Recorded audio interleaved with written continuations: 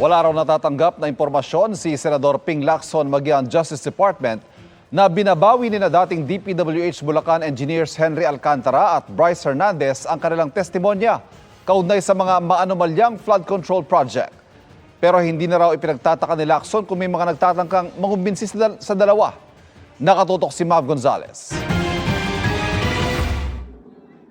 Sa pagbabalik ng investigasyon ng Senate Blue Ribbon Committee sa flood control anomaly sa January 19, unang tatalakayin ang napabalitang umano'y recantation o pagbawi umano ng testimonya ni na dating DPWH Bulacan Engineers Henry Alcantara at Bryce Hernandez.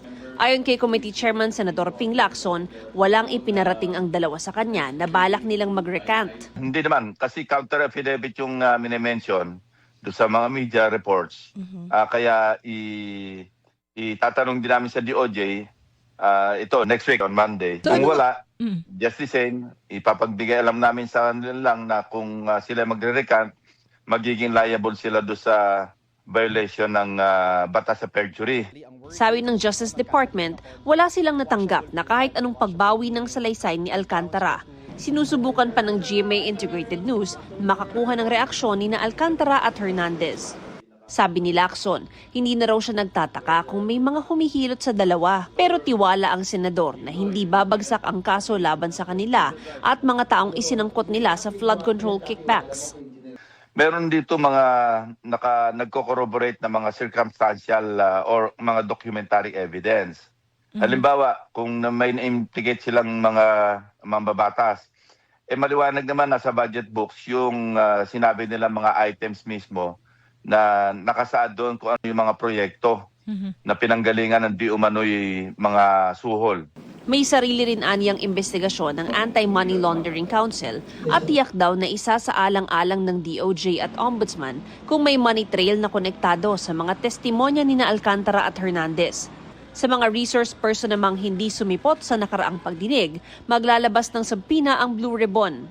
Sina Ulaybar, I think si Maynard Ngu, tapos si Secretary Bonoan, I think si Opulencia.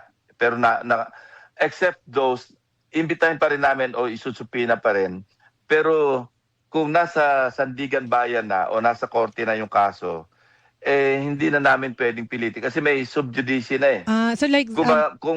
Pero pwede silang tanungin sa ibang issues. Si dating Congressman Zaldico naman na sinabpi na rin ng komite, iisyuhan na ng arrest order kung hindi pa rin lilitaw. Iimbitahan din sa susunod na pagdinig si Batangas 1st District Representative Leandro Leviste kung gusto niyang ibahagi ang hawak niyang Cabral files. Lalo't aniya, may ilang pagkakapareho ang listahang hawak nila ni Leviste. Sa mga allocables, halos pareho actually. Yung Pero nabanggit sir, ko na may mga nasingit doon na hindi naman mababatas, yung House leadership, Opo. tapos Cabinet yung members. listahan ng mga cabinet members, halos pareho doon.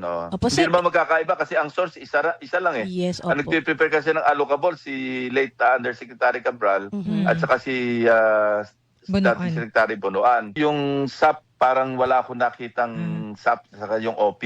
Yung listahan na sa akin, ES lang nakasulat doon. Opo. Merong ES, merong SMB.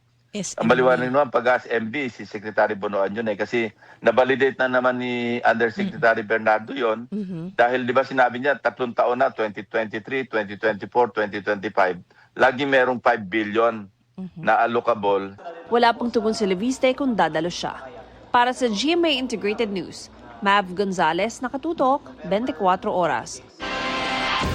Pinasinungalingan ni Senador Ping Lacson ang mga pahayag ni Senadora Amy Marcos gaya ng pagbabawal umano sa kanilang pagbanggit ng mga matataas na opisyal sa mga pagdinig sa flood control. Ang buwelta ni Lacson, hindi nga dumadalo si Marcos sa kanilang pagdinig. Nakatutok si Mav Gonzalez. Kung ano na sinasabi niya eh. Parang ba gusto niya maging counterpart? Ayaw namin magkaroon ng miyaw-miyaw sa Senate pero parang mayroong gusto mag-apply.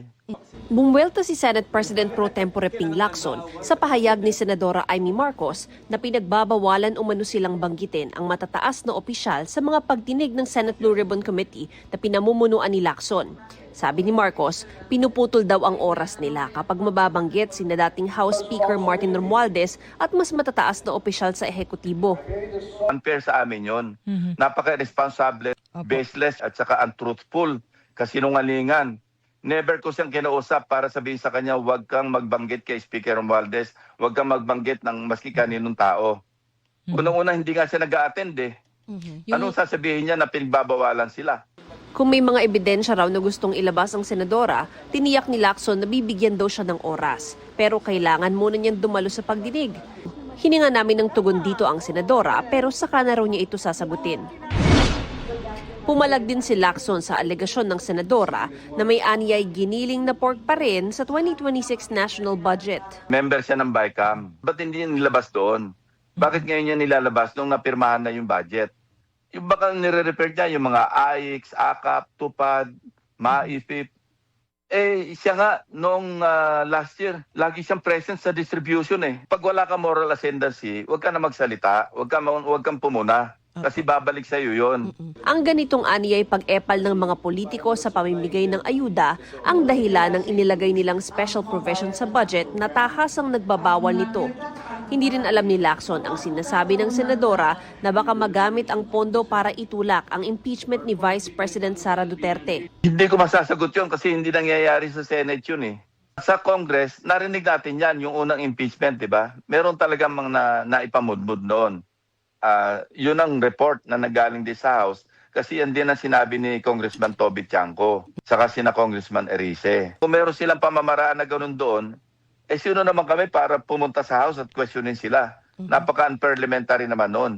Para sa GMA Integrated News, Mav Gonzalez, nakatutok, 24 oras. Sinabi po ni Senate President Pro Tempore Ping Lacson na mayroon ring anyang allocable si Senator Amy Marcos na batay sa hawak niyang files mula sa kampo ni dating DPWH Undersecretary Catalina Cabral. Ay kay Lacson na sa 2.5 billion pesos ang allocables ng senadora sa National Expenditure Program.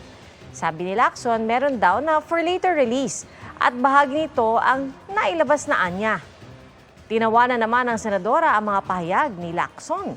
Ang sabi niya, wish list daw yon na ibinigay sa DPWH Central Office. For later release anya talaga ang mga nasa oposisyon pero wala anya ni isang naibigay sa kanya at sa ibang senador na nasa oposisyon. Wala rin daw siyang alam sa allocables ng administrasyon. Sabi ni Marcos, tila masyado raw gigil sa kanya si Senator Lacson. Isang grupo ang nagbabalak daw na magsampa ng impeachment complaint laban kay Pangulong Bongbong Marcos ayon kay Congressman Edgar Erice.